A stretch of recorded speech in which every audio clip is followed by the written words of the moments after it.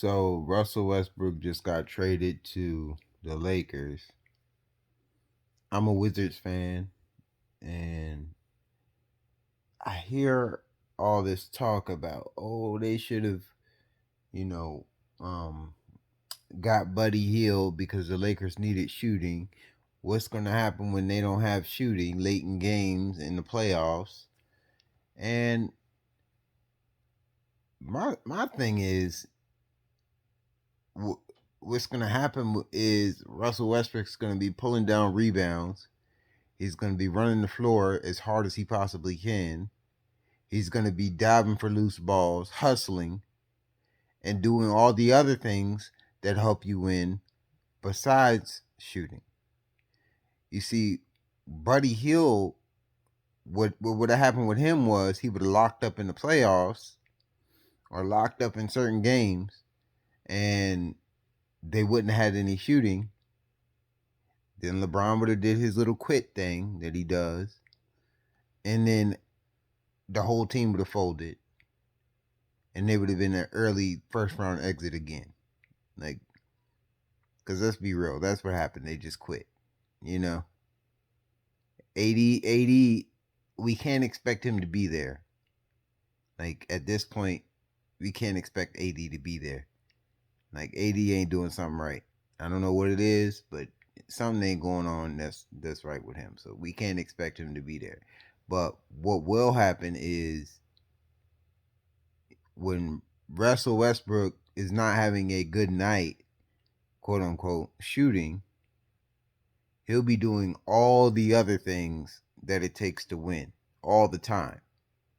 And his teammates will be expected to do the same thing. So that's my take on Russell Westbrook, and I think that was a really, really, really good move for the Lakers. What did Caldwell Pope? Um, what did Kyle Kuzma and Montrezl Harrell do to help the Lakers win a championship last year? I mean, ugh, and honestly, they just need to let Schroeder walk. Let him walk. Let him go. It's okay, you know. And then you can pick up some other pieces along the way, that are ready to fight and not back down. And then, you know, make another run. Because they still got AD and LeBron, and at the end of the day, if you got AD and LeBron, you're gonna be a title contender. And now you got Westbrook, that should take you over the top. Now that LeBron has these pieces around him, you know, I really don't think he has an excuse for not winning the championship this year. Like, I really thought he should have won it last year instead of Giannis, but I guess you can't win them all the time. But I don't know.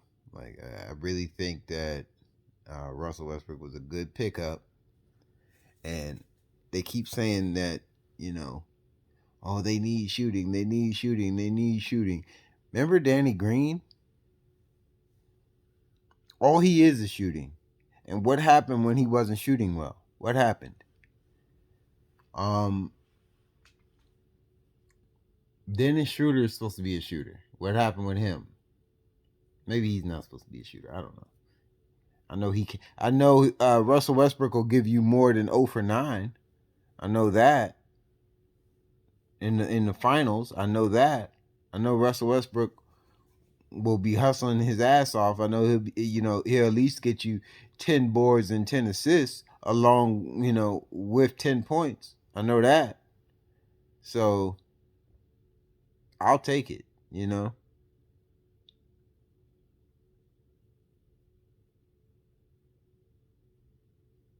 I don't know what Melo's doing. I think Lakers need to pick up Melo. Pick him up. Just get him. I think Dame needs to get the hell out of Portland if he wants to win. I mean, I'm a Wizards fan, so I low key would love to see him team up with Bradley Beal, but because I think Bradley Beal is uh a better number two guy than CJ McCollum. I would like to see that.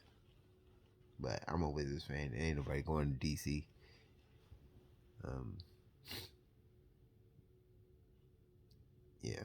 So I really think that y'all should uh really look at what's important with sports. You know, effort, effort. Like Drew Holiday in the finals, right? They gave Giannis the MVP, but I really like if it was me, I would have gave that MVP to Drew Holiday because Drew Holiday, like, he took CP3 completely out the game, which was their best player, which was their floor general who was the glue of the team and held everything together. And you basically just rendered one man, you know, useless with Drew Holiday, you know, and that kind of, you know, his effort, I feel like, kind of, you know, rejuvenated the team. Turned the whole team into dogs, like PJ Tucker says.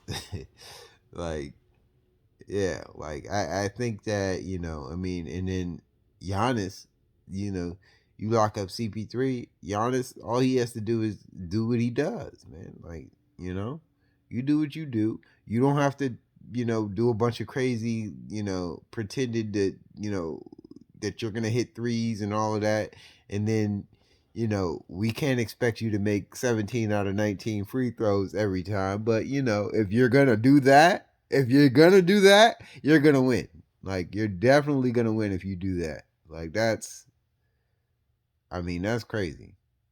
Like, if Giannis, if you can find a way to hit 12 out of 19 free throws every time you come up there, you're going to win games. Like you're going to be really, really hard to stop because nobody can actually stop you. All they can do is foul you.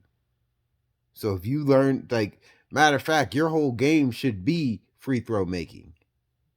If you really wanted to be like invincible, and then what are they gonna do? They're gonna have to stop fouling you. If they stop fouling you, then what? You're dunking on them. And you play D. So like Giannis is a really good player, and everybody, oh, he can't shoot, he can't shoot. Like and Stephen A makes me fucking sick, man. Sometimes when he be talking, like I be like, man, Stephen A, you watch that much basketball and you don't know nothing about basketball. Like, why? Like, one, why have NBA players all gone away from the mid range? That makes no sense. They keep talking about Jordan was the greatest player of all time, right? Nobody can beat him.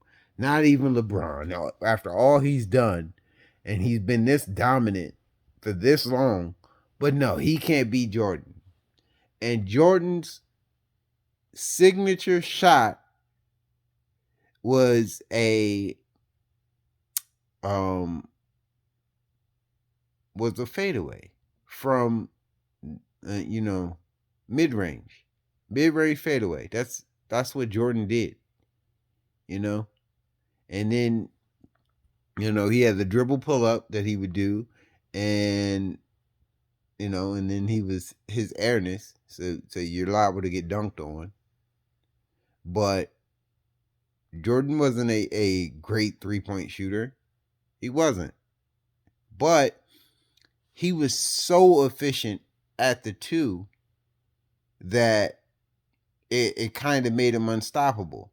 And then, with the 3-point line, you have a smaller range of places that you can shoot. Yeah, they say, oh, Steph Curry, he can shoot from anywhere, right? But nobody talks about the fact that Steph Curry actually shoots from the mid range. One.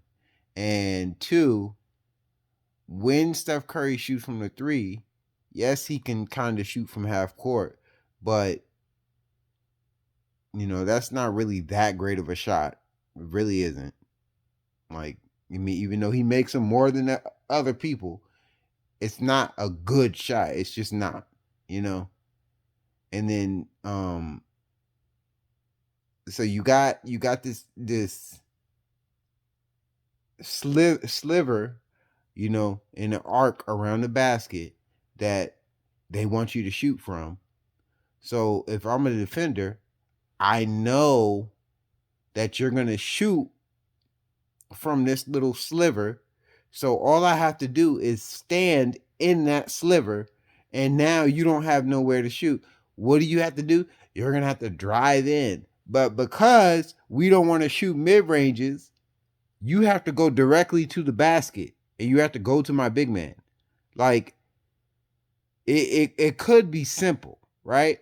But if you stop and pull up and hit a mid range, then I can't give you, lanes. I can't give you certain things because if you stop and hit a mid range, what am I going to do? I'm not going to be able to stop that. Like, I might end up fouling you or something. But, the NBA players today, like, you literally see them. They'll brick like three pointers in a row. They're getting offensive rebounds. They're kicking it back out, trying to hit 3-pointers. And you're like, yo, just step in a couple. I remember when I was little, like we would be shooting threes or whatever, and it would be like game ball, and it'd be like, we gotta win by two, and then we'd be shooting, and eventually we get to the point where we're like, listen, just make a bucket, just make a bucket, just make a bucket. So you hit a little mid range or whatever, and then now you're up by one, but you gotta win by two, and you kind of wish the game would have been over, but you spent so much energy shooting threes, trying to win by two, that, you didn't went away from your game. The other team that came back, like just hit the mid range, play D, hit another mid range, play D, methodically wear them out, and then late in games, you're going to be in a rhythm because after about 5 or 6 mid-range jumpers, they start feeling like layups. Like, and I know NBA players know what I'm talking about. When you hit mid-range shots, you start hitting enough of them, they feel like layups. They're just easy shots, But it's like we done went away from even attempting mid-ranges, and that doesn't make any sense to me. I'm like, why are we going away from attempting them? So I don't know. I think like I said, I think Russell Westbrook is going to be a good pickup for the Lakers. I'm worried about their ability to like get a big man because they do need a big man. Anthony Davis is not a big man. He doesn't want to be a big man. His body can't be a big man. I think they need a solid big man. I think they need to go get like a JaVale McGee or somebody like that. Like, just go get just a solid dude, Andre Drummond could be that guy, but Andre Drummond needs to play like a regular big man. Like, get rebounds, block shots, be a lob threat. Like, do that, and then maybe like you can carry the load, when the second unit is out there, you can carry the load as far as, scoring. But, that would be something that I would want from an Andre Drummond. But we'll see. But yeah, that's it. That's basically my take. And I hope that, somebody hears this.